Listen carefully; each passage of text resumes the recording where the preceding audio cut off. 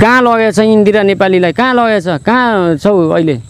भन्दाखेरि म बाहिर छु अहिले म बाहिर छु भनौँ अनि छोराछोरी र श्रीमानकै मलाई आइरहेछ याद आएको छ भन्छ आइरहेछ त्यस कारणले दर्शकबिन अन्ततः चाहिँ पदम सुन्दर दर्जी र उहाँको श्रीमती बीच फोनमा कुराकानी भएको छ सम्पर्क भएको छ फोनमा के कुराकानी भयो ती कुराकानी भएका कुराकानीहरू पनि हामी चाहिँ जस्ताका तस्तै पदम सुन्दर दर्जीबाट हामी तपाईँका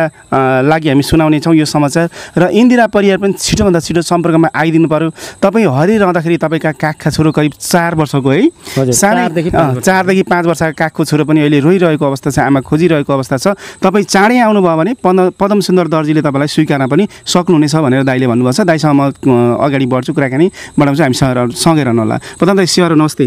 आरामै हुनुहुन्छ अहिले तपाईँले अघिल्लो एपिसोडमा पुनः फेरि चाहिँ श्रीमतीलाई कसरी पाले यसरी पाले सबै सुखसलमा पाले नौमती बाजाहरू बजाउँथे बिरु सर पाहाडमा जान्थे कता जान्थे इन्डिया जान्थे कता कता जान्थे सबै थोक गरेर मैले पाल्थेँ तर मेरो नाकैमा हगेर गई नाकैमा आँची गरेर नाकै काटेर गई होइन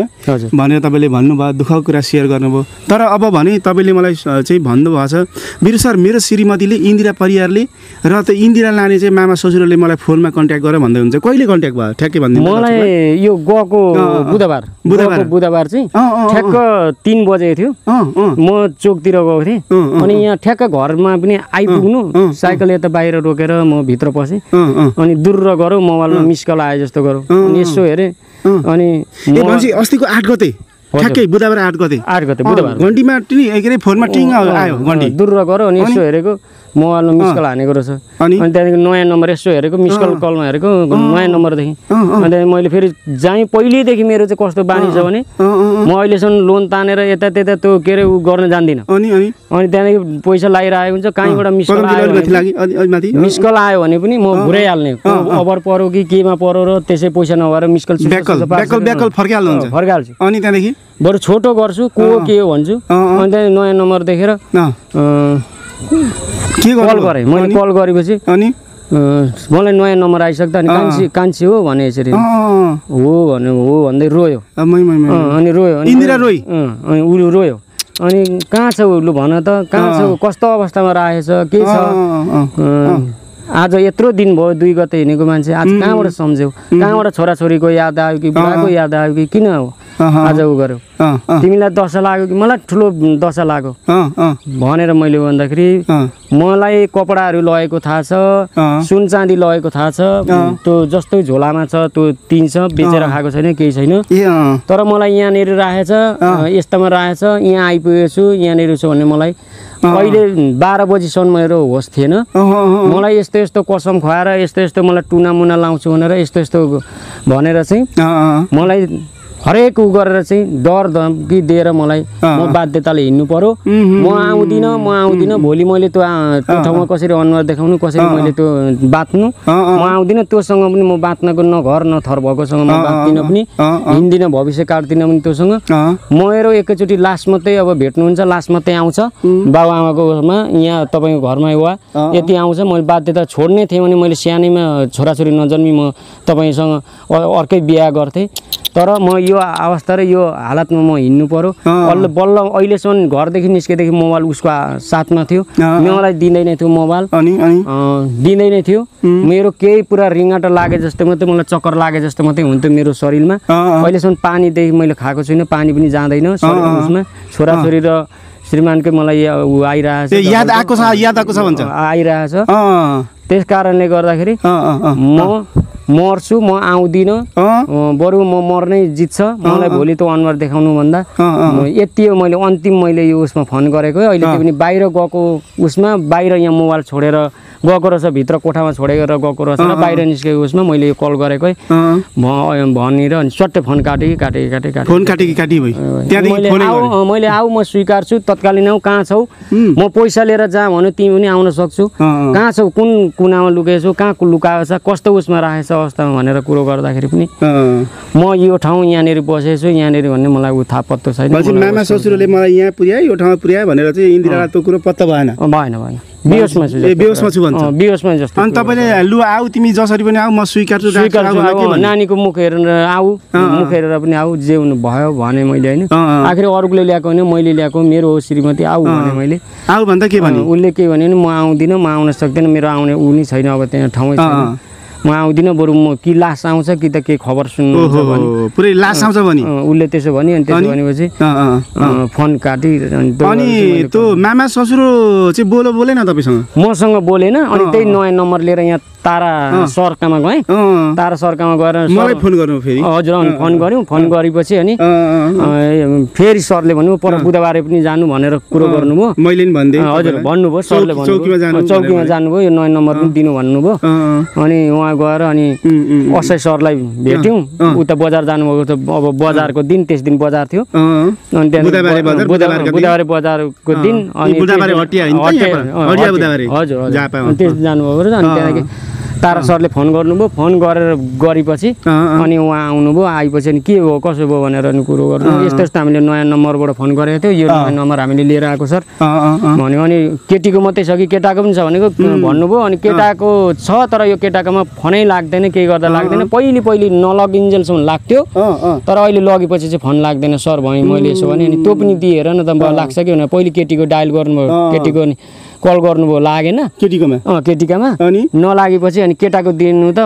भन्नुभयो अनि मैले दिएँ केटाको दिएपछि टुई फोन गयो फोन गएपछि अनि फोन उठाएपछि चाहिँ रामकुमार मोरा होइन तिमी भन्दाखेरि भरे मात्रै ढिलो भयो क्या त्यो भात खाएर चपाएर निलिन्जेल जस्तो ढिलो शब्द ल्यायो अनि कहाँ छौ कहाँ लगेछ इन्दिरा नेपालीलाई कहाँ लगेछ कहाँ छौ अहिले भन्दाखेरि म बाहिर छु अहिले म बाहिर छु भनौँ अनि बाहिर त बाहिर नि बाहिरको पनि ठाउँ हुन्छ नि त एउटा नाम हुन्छ नि त यहाँनिर छु यो ठाउँमा छु यो चोकमा छु भन्ने चोकको हुन्छ त भन्दाखेरि म बाहिर छु होटलतिर छु यता भनौँ तुरुन्त भन् म यहाँ हडे बुदाबाट म कसै बोलेको मलाई यो ढाँट्छस् छल्छस् त यहीँ वरिपरि होलास् त नराम्रो केसमा फस्दैछस् मान्छे लुकाउनेमा त किट्ने अपराधमा पर्दैछस् त किट्नेमा पर्दैछस् भन्नुभयो तैँले तुरुन्त भोलि बेलुका र पर्सि बेलुकासम्म ल्याइनेस् भने त नराम्रो उसमा डेन्जर केसमा पर्दैछस् आज रातभरि तैँले सोच भन्दाखेरि म काठमाडौँ छु भनौँ काठमाडौँ कहाँनिर छस् भन्दाखेरि अनि यो के अरे के पो भन्छ बसन्धारा के गरेर बसन्धारा म बसेको छु भनौँ नि बसन्धारा कहाँ बसेको छु होटलमा बसेको छु होटलको नाम भन्दाखेरि होटलको यहाँ नाम अहिले अँध्यारो हो मैले त बोर्ड हेरेको छुइनँ म पनि नयाँ हो भनौँ बाठो रहेछ अनि त त्यही कोठाभित्रबाट बोलेको छस् त्यो इन्दिरा नेपाली त्यही कोठामा छ त्यही कोठाभित्रबाट तैँले बोल्न नदिएर त बोल्दैछस् त्यहाँ तुरुन्त नले त तँलाई मिडिया लागिरहेछ मिडियाबाट थपाउँछस् तँलाई कुना काप्छ सबै तँलाई वरिपरि घेरिसकेका छौँ बुझिस् तँले देश परदेश तँ खोला नाला तँ समुद्रभित्र डुब्दा पनि हामी छोड्नेवाला छैनौँ भनेर सरले बोलिदिनु भयो त्यति भनेपछि अहिले भरे हामी सल्लाह गर्छौँ सल्लाह गरेर अनि सरलाई कल गर्छु भनेको थियो गरेन रहेछ कल गरेन तपाईँले पनि दिनुभयो मलाई चाहिँ नम्बर दिनुभयो इन्दिरा परियारको र त्यो के अरे रामकुमारको मराको नम्बर दिनुभयो तर त्यो नम्बरमा मैले कल गरेँ पटक्कै लाग्दैन फोनै लाग्दैन नलाग्ने बनाइसक्यो नलाग्ने बनायो भनेर हिजो पनि मलाई बोलाउनु भएको थियो असै सरले आइहेर्नु नि अब बेलुका गर्छ कि भोलि आइहेर्नु नि पदम भन्नुभएको थियो अनि हिजो म 12 बजी गएको थिएँ गरेन त्यसको नम्बरमा फोनै लाग्दैन तर अब यसलाई हामीले सबै प्रचार सबै कुना काप्चो भइसक्यो अब सबै हामीले मिडियामा दिएपछि मिडियावालाले त छोड्दैनन् पदम तपाईँ टेन्सन नगर्नु ढिलो छिटो अब एकछिन त लाग्छ समय लाग्छ भन्नु असै सरले पनि त्यही भन्नुभयो पदमजी अब कार्यक्रमको लगभग अन्तिममा छौँ तपाईँको श्रीमती र चाहिँ तपाईँको श्रीमती लाने चाहिँ मामासँग पनि तपाईँको चाहिँ कुराकानी भएछ होइन तपाईले चाहिँ मामासँग बोल्नु भयो कि बोल्नु पाउनु भएन श्रीमतीसँग मात्रै बोल्नु भयो रुँदै फोन गरी बाबा म आउँछु घरै सम्झेर बसिरहेछु भनी के भने म होइन म आउँदिन नानीहरु मैले त आउने बाटै छैन आउने बाटै भएन ठाउँै छैन म आउँदिन अब नानीहरुलाई राम्रो गर्नु म अब म मरेर गए पनि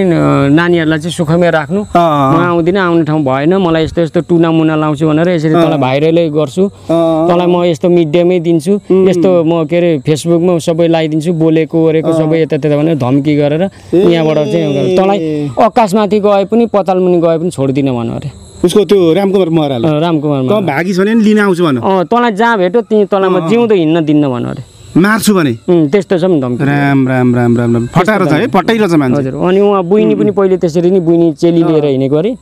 अनि बुइनीदेखि भान्जी पर्ने पनि लगेको अरे हो त्यसो भएपछि अनि एकदम एकदम डाका यो मान्छे होइन यो पशु हो पशुलाई पनि चो भन्दाखेरि आउँछ यहाँ खा यहाँ बस यहाँ भनेर अलिकति हुन्छ तर यो पशु भन्दा पनि लास्टै उनी रहेछ यो सम्झना स्वरूप कार्यक्रमको अन्त्यमा छौँ श्रीमती आयो भने स्वीकार्नुहुन्छ तपाईँ म आयो भने तत्कालीन स्वीकार्छु अब ढिलोमा आयो भने चाहिँ फेरि म उसलाई बोलाएर पनि उसलाई जसै गरे पनि सरले अब होइन जहाँ छ जस्तो अवस्थामा छ अब जानकारी सरलाई अब दिएको छु अब यति गरेपछि त अब कुना काप्चा जहाँ भए पनि पक्कै पनि अब होइन भेट हुन्छ मरे होस् जिउँदो होस् जे पनि यहाँ ल्याएर चाहिँ सुन चाँदीहरू र गाउँको पैसाहरू चाहिँ दिलाइदिनुपर्छ थ्याङ्क यू हुन्छ हुन्छ दर्शक पनि हामी सँगै रहनुलाई यति बेला हामी झापाको बुद्ध शान्ति गाउँपालिका वडा 2 यो झम्के चोकमा थियौँ पदम सुन्दर चाहिँ दर्जीको घरमा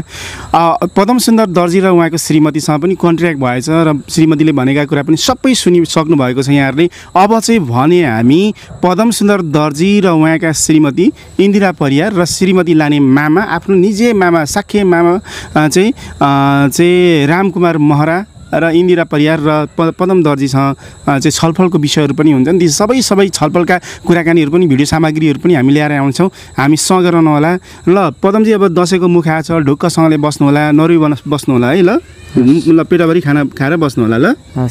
मन त अब जहाँसम्म त भएको छ नि अरूको घरमा दसैँ आयो मेरो घरमा दसैँ आयो